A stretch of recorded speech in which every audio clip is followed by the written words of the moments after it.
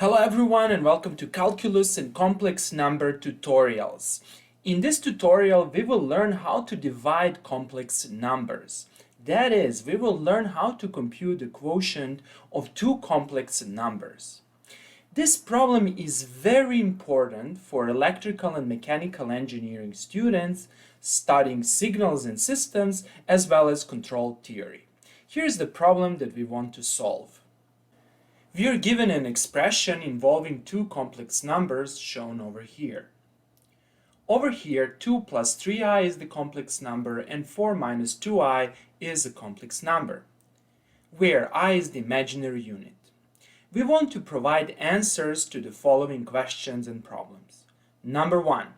Is this expression a complex number? Yes or no? If yes, then express this complex number in the standard or rectangular form, that is, in this form, where a is the real part and b is the imaginary part of the complex number q. But before I explain how to solve this problem, I need to mention the following. It took me a significant amount of time, energy, and planning to create this video tutorial, and consequently I kindly ask you to press the like and subscribe buttons. Thanks a lot! Okay, let's start. The answer to the first question is yes. This is actually a complex number that is expressed as a quotient of two complex numbers. The reason why this is a complex number will become clear later on in this video tutorial.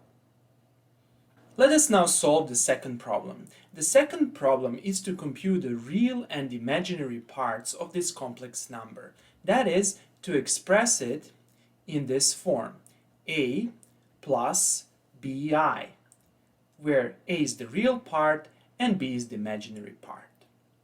Let us analyze this complex number and let's identify the issue. Obviously, the issue is with this complex number in the denominator. If we could somehow get rid of this complex number in the denominator, we would be able to solve this problem. Let's see how to get rid of this number. Okay, let us first observe the following.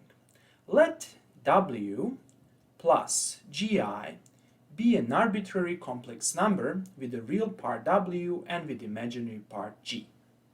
Let us now multiply this complex number with w minus gi. And let's compute this expression. We have w times w is equal to w squared. Then we have w multiplying minus gi is equal to minus w gi. Then we have gi multiplying w is actually plus wgi. Then we have gi multiplying minus gi is minus gi squared. These two terms can be cancelled, and as the result we obtain w squared minus gi squared. This expression can be written like this: w squared, and let's analyze what's written over here. We have gi squared. This is actually equal to g squared multiplying I squared.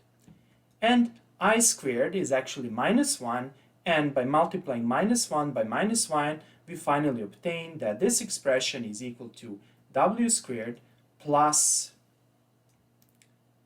g squared. And that's it. Although simple, this example is very important since it demonstrates the following. If we take a complex number and if we multiply this number by its complex conjugate, we will actually obtain a real number. Another important thing should be observed here.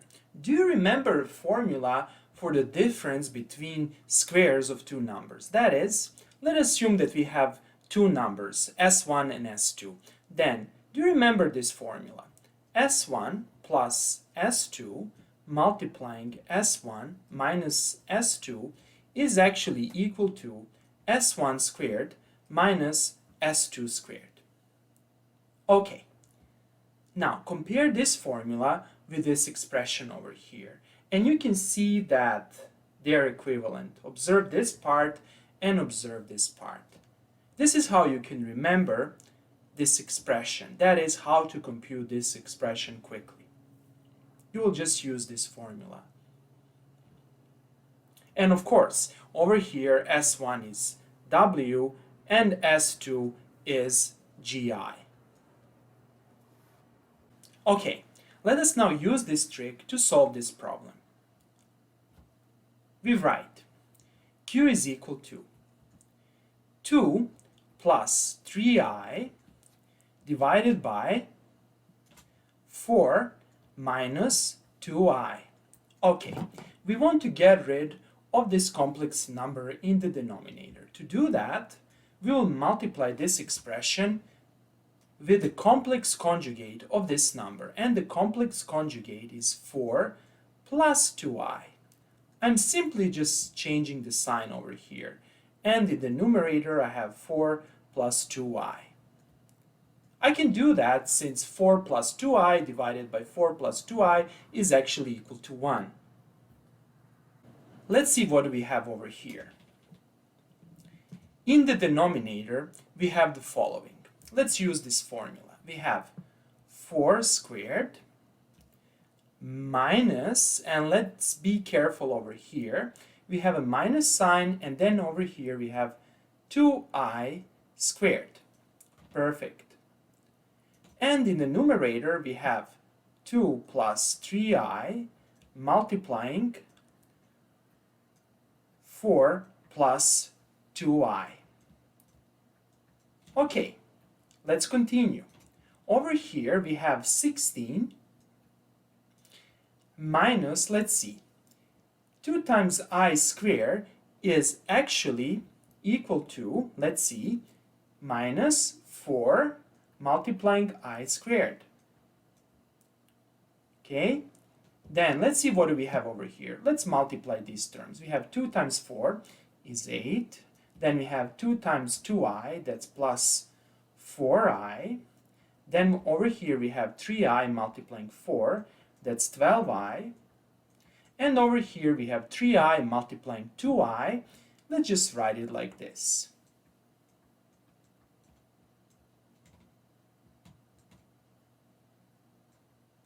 Perfect. So our Q becomes, over here we have 16, and over here we have 4 times I squared is actually minus 4, since I squared is minus 1.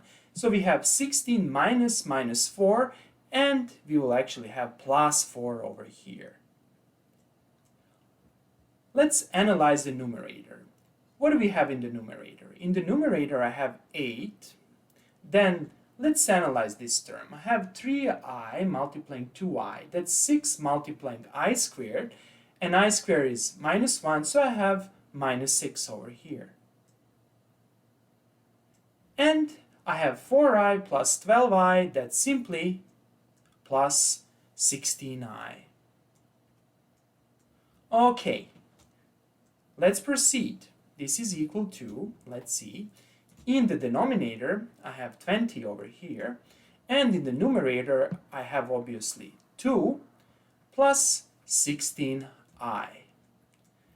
And as the result I have, let's see, 2 divided by 20 is 1 over 10. And over here I have 16 divided by 20, that's obviously 4 divided by 5. Multiplying I. And we are done.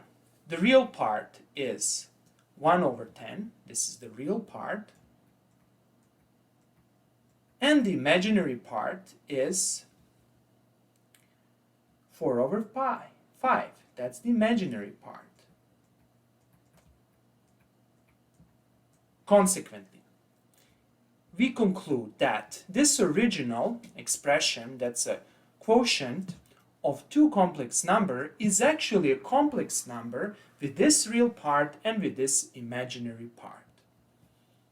Now, here is a bonus of this video. Let's see how to do this and how to verify this computation in Python. Here's our complex number. It's given over here. In Python, I can simply write complex numbers by using, for example, these type of expression. For example, 1 plus 1j. This is a complex number actually. In Python, the complex numbers are denoted by j. That is, 1j is the imaginary unit. Okay, so I will simply define an expression r1 is 2 plus 3j divided by 4 minus 2j, and again keep in mind that j is the imaginary unit that I denoted by I at the beginning of this tutorial. So let's compute this expression. And let's see this expression. Here it is. It's 0.1 plus 0.8j. Now, it is obvious that 0.1 is actually 1 over 10, and that's precisely the real part that we previously computed, and 0.8 is obviously 4 over 5, and that's precisely what we computed previously. Now, the issue with this approach is that we didn't symbolically compute this expression. I would like to see the fractions that I actually computed. To do that, we need to use the symbolic Python library. And let's demonstrate how to compute this expression by using the symbolic Python library. The name of this library is SymPy. You can simply open a terminal window and type pip install SymPy. Here's how you write it, and you will install the symbolic Python library. Then we will import this library, that is all the functions and packages, and we will call this function initPrinting in order to nicely print the expressions. By using this library, the imaginary unit is denoted by the capital letter I. Consequently, to define this complex number 2 plus 3j or 2 plus 3i, we will type 2 plus 3 capital I. And let's do that. And in the same manner, we define the complex number in the denominator. So if you type z1, you will now see a very nice expression, and this expression is due to the fact that we call this function initPrinting. Similarly, z2 looks like this. Now, let's compute the expression z1 over z2. Here it is, and you can simply type r2 to see the nice expression.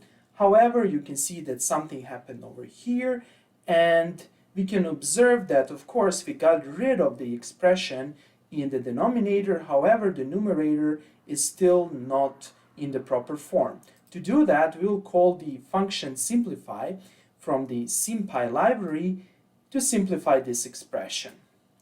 And here it is. Here's the real part, and here's the imaginary part. Perfect. You can also use this function print to obtain the standard expression.